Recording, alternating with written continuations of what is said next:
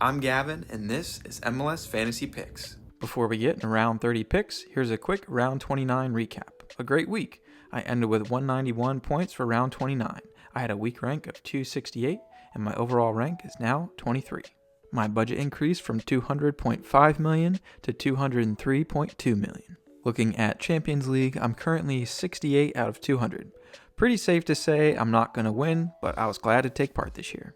Looking at last week, let's take a look at what went right. So that keeperoo from Colina to Lloris actually worked out quite nicely. Lloris ended up getting a 15 for the week. And yeah, overall, pretty happy with the team. Puig with the 24, Cucho's 25, and then Acosta's 20 and Peck's 26 coming off the bench. Looked great. So what went wrong? Well, I had Moreira in to start. I thought he was a safe play. Normally gets the 90, but he did not start that second game. So I ended up going with a 2 for the week. That's not great for any week, let alone a double game week. Looking back on it, I probably shouldn't have gone with the Columbus defender since they do rotate so much. Would have been a lot safer with just another Charlotte defender. And also, I wouldn't call it awful, but Evander's captain instead of Puig for the captain. I think Evander would have been, a 16, so going to a 32 after it being doubled. That's not awful, but I was very surprised to see him not get any goal contributions for the week after 2 home games with great matchups. So a bit disappointed there, but still not too upset with that captain pick. All right, now let's take a look at the MLS Fantasy Picks leagues. Looking at the MLS Fantasy Picks Open League, shout out to Invictus with 211 points. Solid picks all around with that sneaky Santi pick coming off the bench. And looking at the league as a whole, I believe this is our last week of MLS Fantasy. So we're in round 30. And yeah, I am ahead by quick math. What is that? 11 points. So it's anyone's league really. We've got Like a Good Neighbor. It looks like Saba is there. I can't even read the whole team name. And then Invictus, Fantasy Soccer Data, Tolkien, Deeb, Weebie-Jeebies. Yeah, it'll be interesting to see who comes out on top of the Open League after the game completes. Speaking of leagues, let's hop over to our head-to-head league. And it was a very exciting finish after round 29. So let's take a look at the semifinals. So we've got Tay versus That's What I'm Talking About. So Tolkien comes away with the victory, 179 to 171. Looking at the teams, they're fairly similar, but I feel like what really helped Tolkien was that Peck pick over Buanga. It was very close. Congrats to Tolkien on making it to the finals. And moving back to my matchup, so let's go over to the semis. What a match it was. The Weebie-Jeebies take me down 193 to 191. Definitely a nail biter. We had very similar teams as well. I feel like my big difference was the Lloris keeper. Who did you end up having? I think you went to Clark.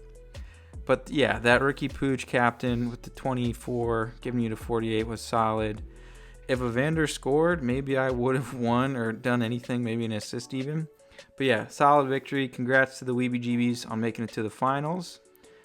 That leads us to the final, which will be between the Weebie-Jeebies, and That's What I'm Talking About. So good luck, you guys.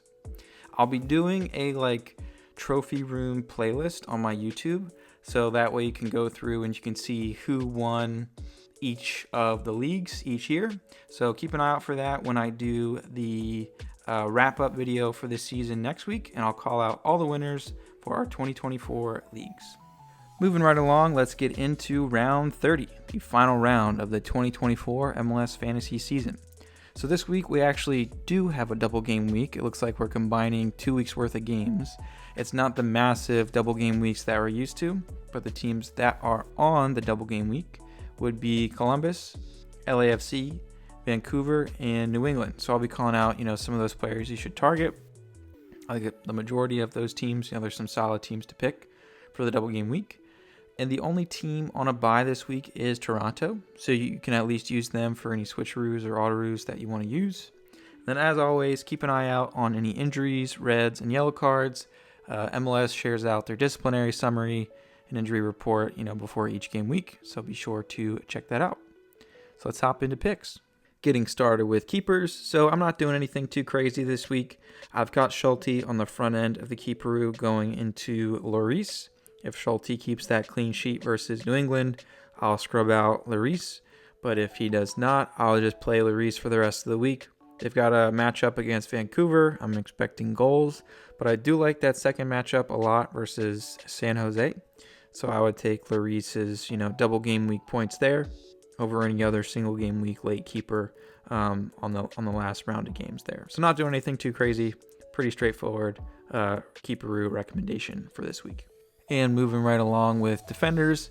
So I've got a Columbus defender in there. I'm probably going to start him on the field. I want to go with someone who most likely will not rotate. I did see Camacho. I think he got rotated at least one game this season. So yeah, keep an eye out on what lineups are looking like, but I'll probably go with a Columbus defender, most likely Camacho on this one. And I never thought I would call out Romney as an option for a defender this week, but hear me out. So I'll most likely be playing Romney on the bench this week because you can at least see both of his games. He's got the early game, or at least one of the early double game week games, and then an early game on the last day of games. So you can see both of his games before like a Reagan game on the back end. So I definitely recommend Romney, but only as a bench play, so you can play someone else if he absolutely flops. If he gets me at least a 6, I'll most likely scrub someone off of the field.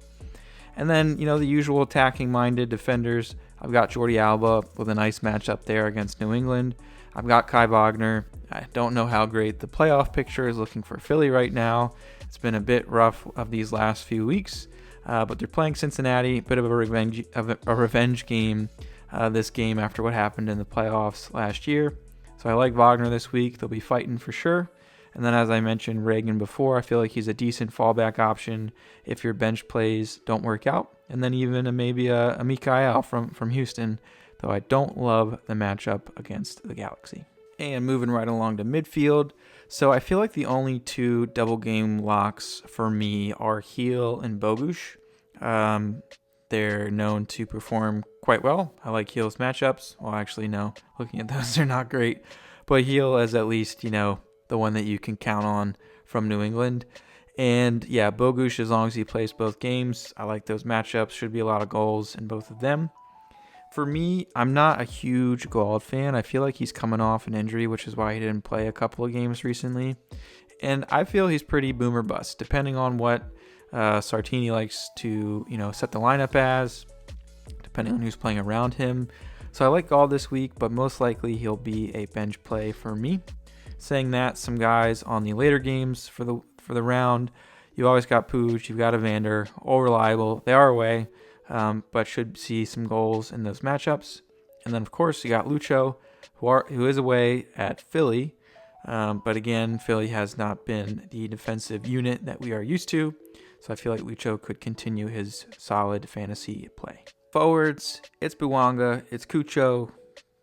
They're amazing fantasy players, and they're both on a double game week. The only thing with Cucho is I'm curious if they will rotate him at all. Columbus is doing so well. So just keep an eye out on lineups, but both of those two are definite locks for me. And then I'm still going to call out Messi. He's got a great matchup against New England. See what lineups look like. He could definitely be worth a shout this week, as he's Messi. Some other players, of course, you've got Brian White from Vancouver, who's on the double game week. I don't know. It depends on what my lineup's looking like with switcheroos, but I'm not too set on Vancouver. They've got decent matchups, but it's just hard to pick who's going to hit in Vancouver for each week.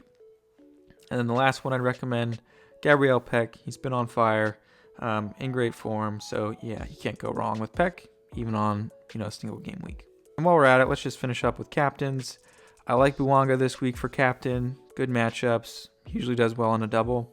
And then maybe if you want to go a safer route, I don't know how safe this is, but Carlos Heel, 2 away games, but still it's Heel. He has an okay floor, and he could at least give you some reliable midfield points. All right, and that wraps it up for the 2024 MLS Fantasy season. Thank you, everyone, for sticking around this year. And if you're new to the channel, welcome. It's been a lot of fun, a lot of growth, and yeah, one of my best years yet in MLS Fantasy. So thanks, everyone, for your support. As I mentioned earlier in the video, I'll be sharing a season recap video next week, calling out, changes in the channel, growth for the year, and all of the winners for the leagues, and yeah, what to expect for next year. All right, as always, good luck, everyone.